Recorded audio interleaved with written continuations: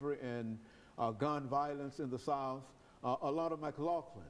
Alana, let me welcome you to the show this morning and tell you how delighted we are to have you with the beginning of a new season here with us. And you've been with us almost 2 seasons now and given us quite a bit of information. And what we'd like to talk about today, Alana, before we get into slavery and gun violence in the South, let's have you to give us some information about your background, your education, and some of the things that were important in terms of leading you to us this morning, and then we'll get into the topic this morning, slavery and gun violence in the South.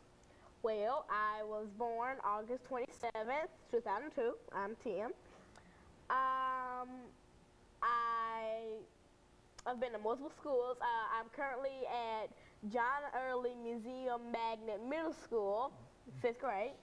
And I was basically raised in a very religious household, go to church every Sunday, and basically I'm here today to share with you certain things about slavery and gun violence in the South, and I've been studying on my iPhone, and you know, that's basically...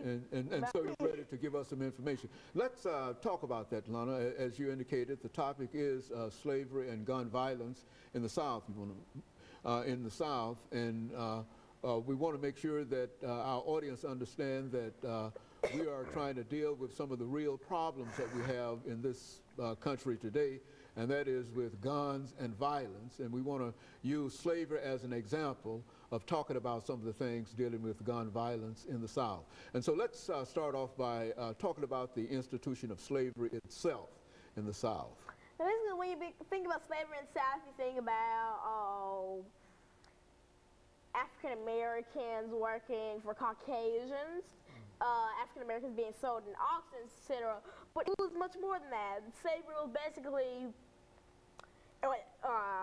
slave revolts. It was much more than you basically think of when you hear the word slavery.